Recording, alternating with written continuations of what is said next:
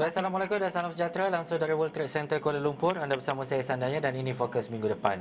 Kalau kita nak flashback ataupun melihat kembali apa yang berlaku sepanjang minggu lepas, pastinya tumpuan terarah kepada bagaimana rakyat Malaysia dan juga warga kota pulang ke kampung.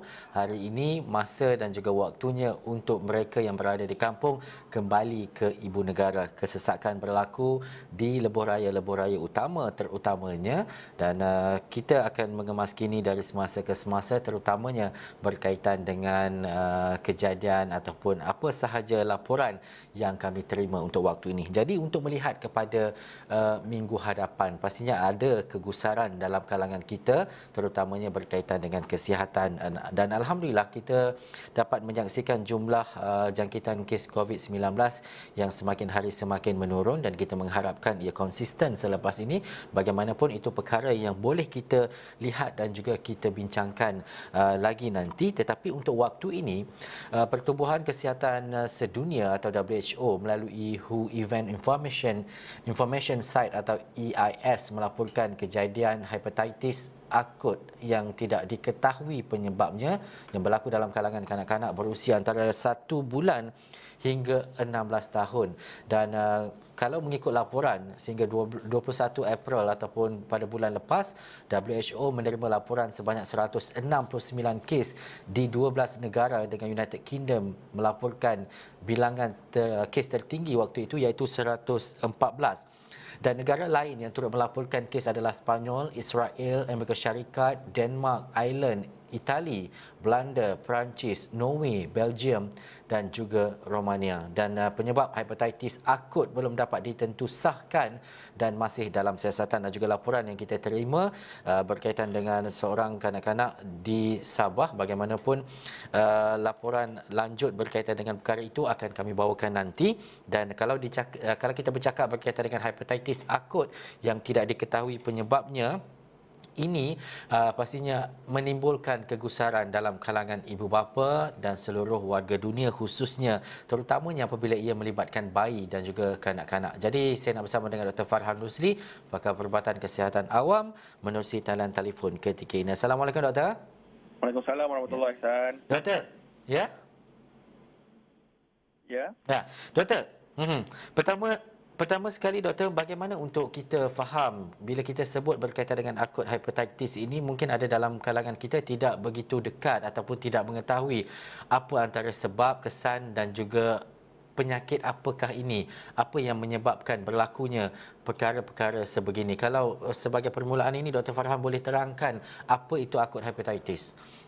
Jadi untuk kita bagi rakyat senang memahami, bila kita mengatakan tentang hepatitis ni, sebenarnya dia adalah sebenarnya organ hati yang bengkak. Jadi organ hati yang bengkak ini bermakna hati di dalam seseorang individu itu didapati telah bengkak, dan itu fenomena itu ataupun pasu itu dipanggil sebagai hepatitis. Tetapi kalau kita cerita tentang hepatitis ni secara umum, selalunya ia adalah disebabkan virus seperti hepatitis A, B, C, D dan E. Tetapi apa yang kita nampak pada kali ini, virus-virus yang telah diuji yang biasanya yang menyebabkan bengkaknya hati ini telah didapati menjadi negatif. Sebab itulah kita mengatakan ini adalah bengkak hati yang tidak kita ketahui daripada manakah punca dia, Hasan. Itu penerangan secara asas berkaitan dengan akut hepatitis ini, hepatitis akut ini. Kenapa isu dan juga hal-hal sebegini wujud ketika ini, dan kenapa ia disebut sebagai yang tidak dapat dikesan penyebabnya itu, doktor?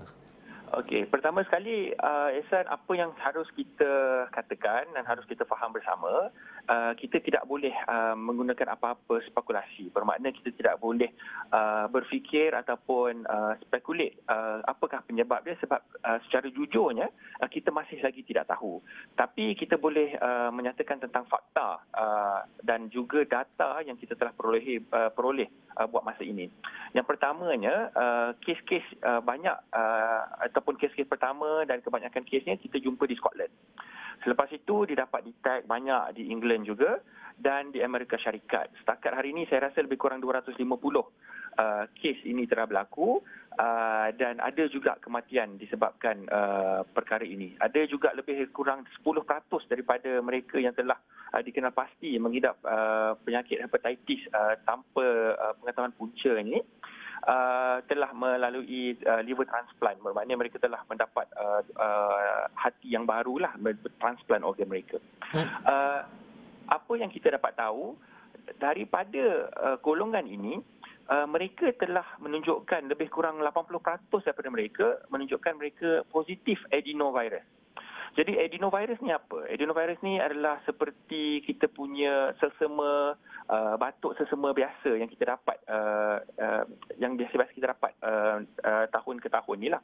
Tetapi kita masih lagi tidak pasti adakah inikah penyebab hepatitis ataupun bengkak hati tersebut.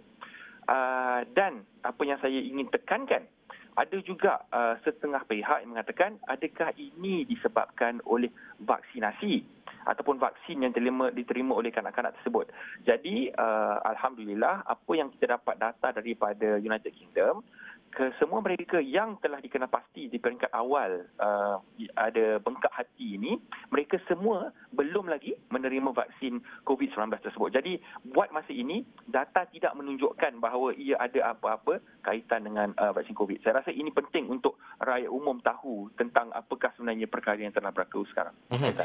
Seperti yang doktor nyatakan tadi, bila ada komen, kalau kita baca di Facebook dan juga di Instagram, contohnya di ruangan komen ada yang menyebutnya ataupun yang mengaitkannya berkaitan dengan vaksin. Jadi Dr. Farhan dah pun jelaskan tadi berkaitan dengan fakta berkenaan dan juga sekiranya dijangkiti hepatitis ini, apa antara kesan ataupun ciri-ciri yang menunjukkan seseorang kanak-kanak ataupun bayi itu dijangkiti hepatitis, doktor?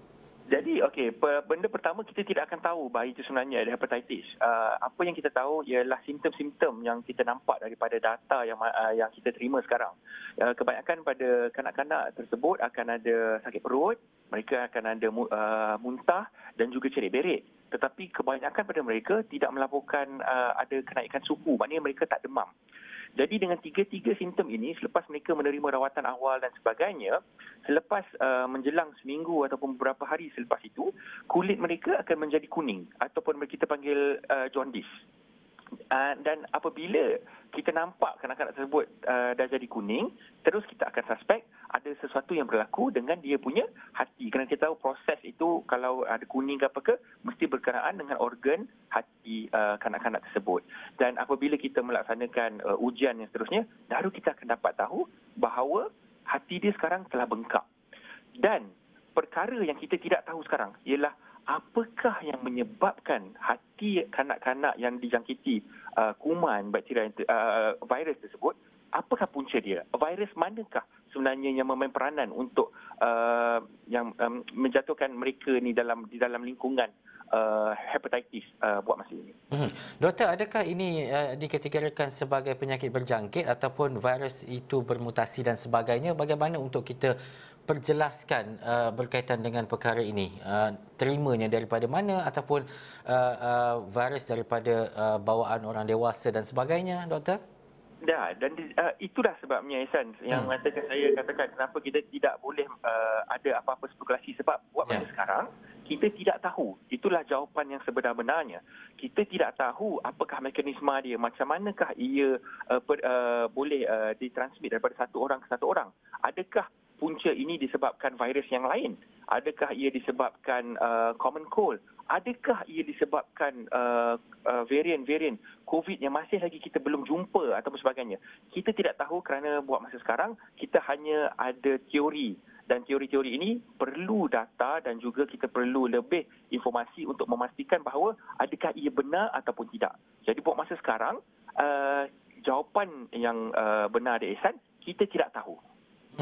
Dan juga doktor, tadi kita melihat kepada simptom-simptom berkenaan dan rawatan yang diberikan pastinya berdasarkan kepada sakit dan juga simptom seperti cerit-berit, selsema dan sebagainya. Bagaimana proses untuk mengetahui seseorang itu dijangkiti hepatitis? Okey, jadi apa yang penting sekarang ialah tentang kesedaran dan juga pemerkasaan tentang pengetahuan apa yang sedang berlaku di sekeliling kita. Kita dapat tahu Menteri Kesihatan telah mengatakan ada kemungkinan, ada possibility di mana ada kanak-kanak di Sabah mungkin dijangkiti. Sebenarnya bila kita mengatakan data masih tidak mencukupi, ada kalanya kita tidak actively mencari adakah ramai lagi kanak-kanak di luar sana yang mengidap penyakit yang sama. Selalunya Pertubuhan Kesihatan Dunia WHO akan memberitahu kepada ahli-ahlinya untuk cari tentang apakah simptom-simptom ini dan untuk menjaga-jaga. Jadi untuk pemahaman ibu bapa semua, apabila anak anda ada cerit-berit, selepas itu mereka ada ada muntah dan ada sakit perut tetapi tidak demam, ini mungkin suspected case. Bermakna mereka harus berjaga-jaga. Apabila mereka membawa anak-anak ini ke fasiliti kesihatan, mereka boleh bertanya dengan doktor kesihatan. Bermakna pada waktu itu, janganlah membuat andaian dahulu, tetapi mendapatkan rawatan di fasiliti kesihatan yang betul, dan kemudian kita akan melaksanakan ujian-ujian yang sepatutnya untuk memastikan adakah anak ini mengidap hepatitis dan sebagainya. Kerana Ehsan kena ingat, simptom itu tidak semestinya pada waktu itu dia punya hati telah bengkak. Kita mungkin kena tunggu beberapa hari sebab kita masih lagi tengah belajar. Berapa lama selepas simptom-simptom ini? Adakah ada masa inkubasi dan sebagainya? Kerana kita tidak tahu virus apa, patogen apa yang memain peranan sekarang. Jadi sementara kita masih lagi tidak memahami dengan sepenuhnya, kita tidak tahu bilakah kita patut laksanakan ujian tersebut. Kalau kita buat terlalu awal, kita mungkin tidak nampak apa-apa. Tetapi buat masa ini, apa yang kita dapat tahu, selepas kanak-kanak ini ada simptom-simptom tersebut, selepas menjelang beberapa hari, anak mereka datang balik dengan ada kuning. Ada kuning di mata, kuning di bibir dan sebagainya. Dan masa itu kita terah suspek bahawa dia punya hati telah bengkak. Dan juga doktor, doktor akhir sekali, secara general lah, kalau kita bercakap secara umum, bagaimana kadar penyembuhan seseorang yang dijangkiti hepatitis?